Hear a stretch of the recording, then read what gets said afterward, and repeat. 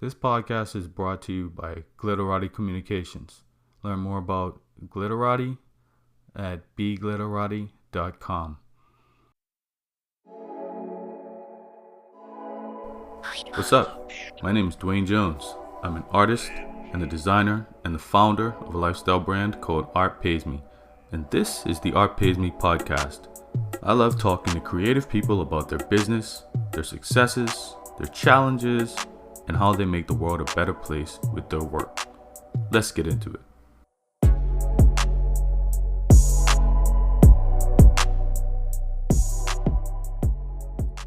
Welcome to a special series of Art Pays Me interviews with the winners of the 2023 Creative Nova Scotia Awards. Presented by Arts Nova Scotia and the Creative Nova Scotia Leadership Council, the Creative Nova Scotia Awards celebrate excellence in artistic achievement.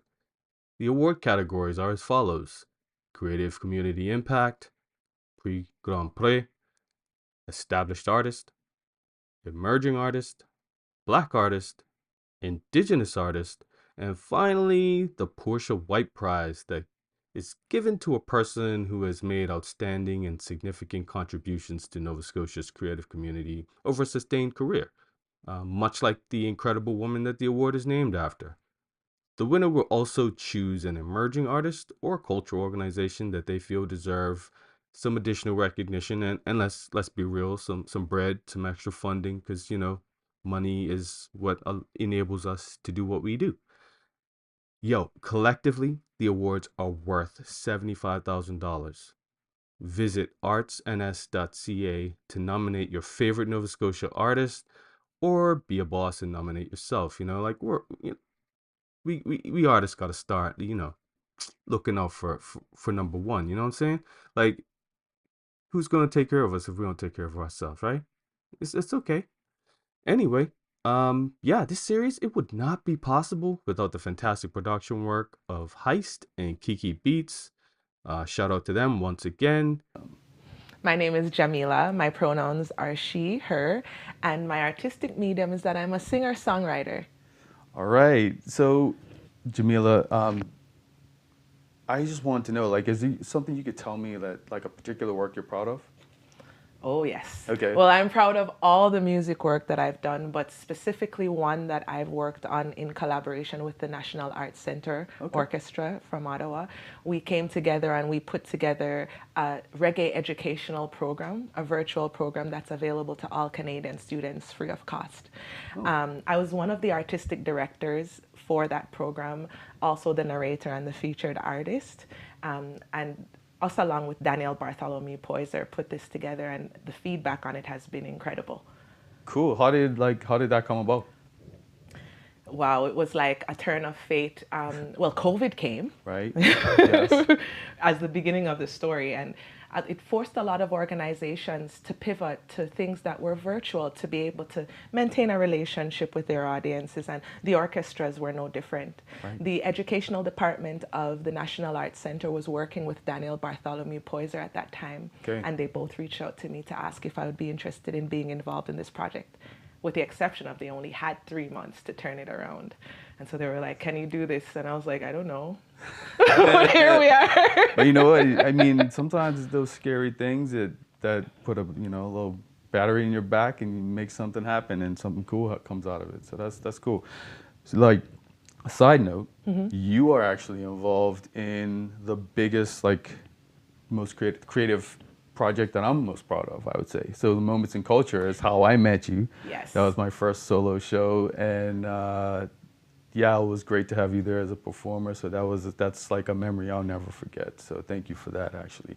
Oh, anytime. And it was an incredible show. I still reflect on it from time to time. Yes, thank you. So is there a moment in your life or a person that particularly inspired you to say, I want to get into the arts? Yes, I'm going to give you a funny story. Okay. So little Jah'Mila, she's 4, and she sings every ad on the TV and radio. And my grandma, have you ever heard the saying that artists are entertaining to everyone else with the exception of the people they live with? I have not, but I have had many conversations with artists where that's the case. So you get it. Well, little 4-year-old Jah'Mila is like singing around the house, annoying all of her cousins, mom and grandmother. Yes. My grandmother was like, you might want to try going to the choir practice at church and take this elsewhere. Anyway, funny story was that was the first segue into performing for audiences. Okay. But music is innate because my dad's a musician and a well-accomplished one as well. And so I had it on both sides, those influences. And then growing up and then actually creating a relationship with my own creativity and understanding how I want to express myself and how I want to show up in the world creatively has been a journey for me. And so, yeah, these are the things why I am so connected to my art.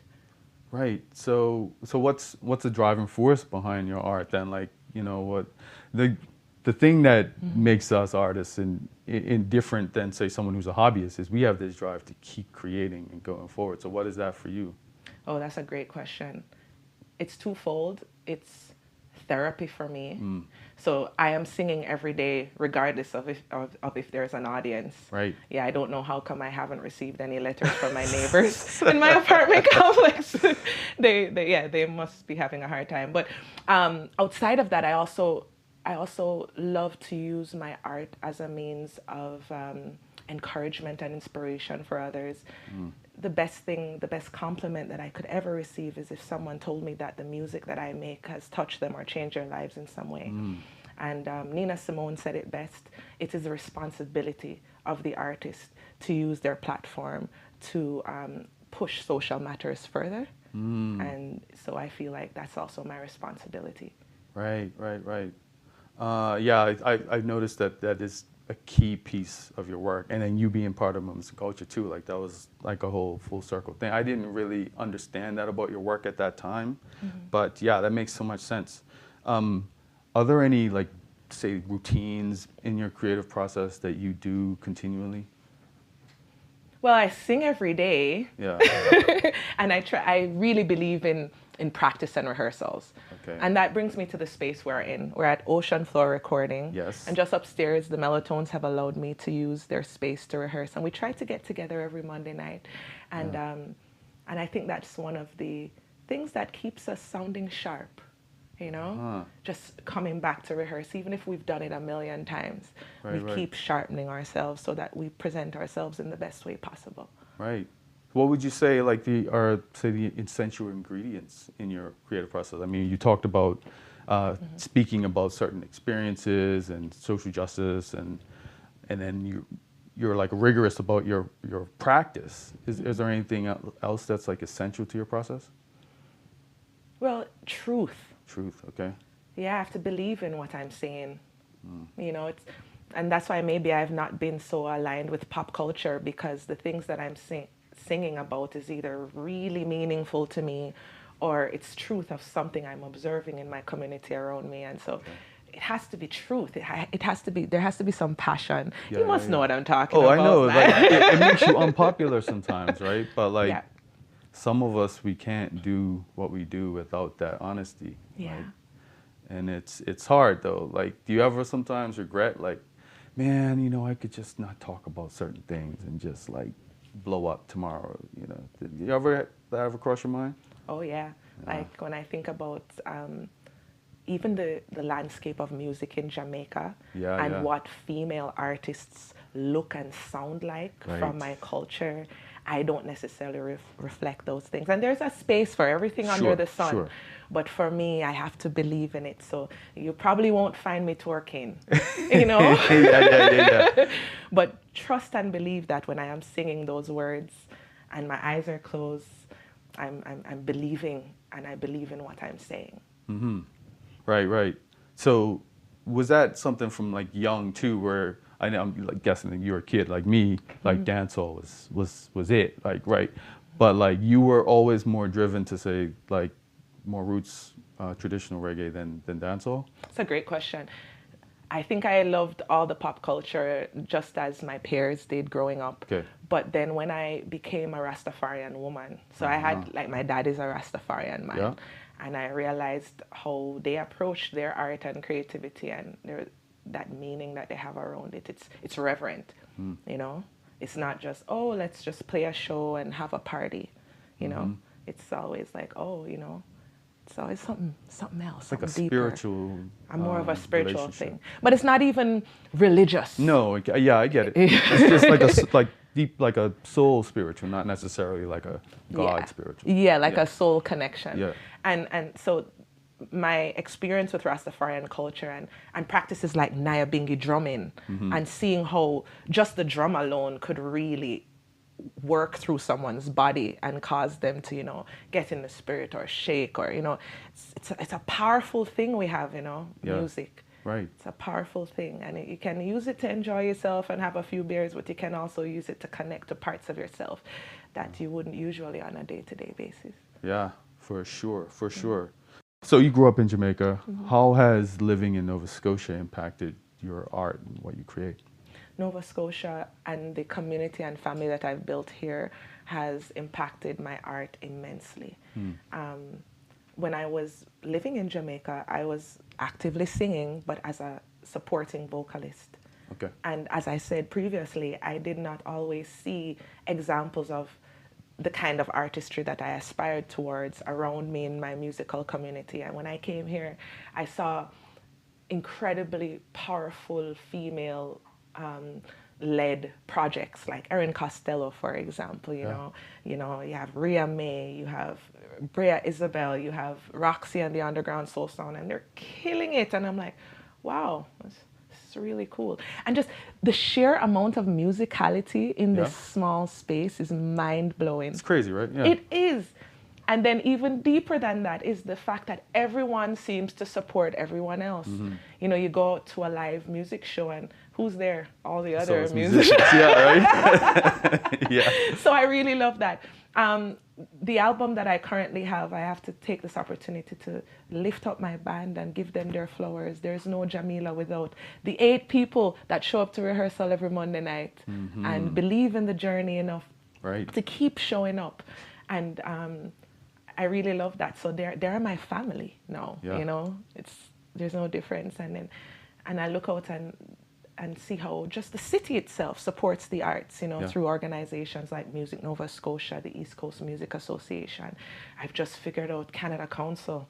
Yeah, we were talking about that, yeah. And it's just like, yes, Jamaica is chock full of talent, but I have to say that I did not have this level of support when I was living in Jamaica, or inspiration as it relates to sharing my musicality in a certain way that's out of the box. Right, like it was more like you're kind of weird if you don't toe a certain line. Absolutely. So I feel like Nova Scotia has allowed me to show up and share my art in the most authentic way. That's fascinating. I like that. That's cool. Yeah, it's I know exactly what you're talking about. It's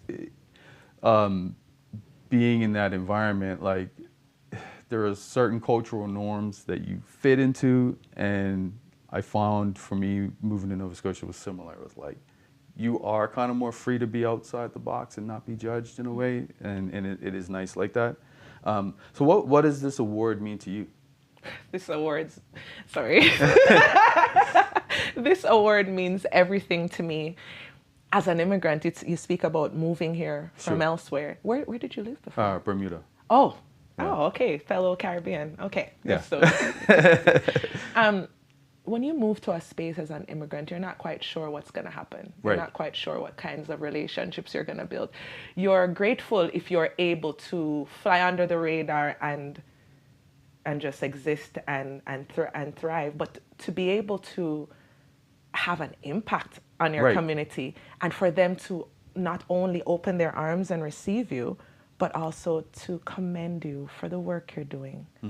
It brought tears to my eyes when I found out that I won this award. And it's not only, for me, it's not only an inspiration and an encouragement, but it's also a charge for me to continue doing this work. Yeah. It's like, okay, you're doing the good work, keep going. I want, now it's a standard that I hope to commit to. Yeah. You know what I mean? It's a little bit of affirmation. I'm doing the right thing. I'm on the right path. Yeah, I'm being authentic, and I'm being recognized for it. That's it. My grandmother says, to whom much is given, much is expected. Indeed. And so, Indeed. yeah, this is a charge for me. It is, yes, I'm grateful for it and really honored to have been acknowledged. But I also am committing to you that I'm going to keep this standard. Sweet. Yeah, I appreciate that. I love that. Another question though related to being from away. Do you ever, when you first came, did you feel like pressure to assimilate, or were you just already saying, no, I'm coming, I'm Jamaican, this is who I am, I'm bringing this to the culture? That's a great question, because I came here when I got married to a Cape Bretoner. Okay, me too. Me too. Those Cape Bretoners. I know, right? But the truth is, so not only is there an interracial relationship, which has its own dynamics, but then there are these massive cultural differences. And so when I came here, I was kind of observing and asking myself, how will I assimilate? Yeah. But then I realized that my difference was a novelty. Yeah. It was a easy conversation starter. And so you find that people who are kind, which they are generally kind here in Halifax and Nova Scotia, are interested to know where you're from. And and I made a lot of connections like that, especially in the music scene. Yeah. People now who are still my friends 7 years later. Right. Nice. Yeah. So is there anything we haven't covered that you wanted to get into? Just how grateful I am. I'm super grateful.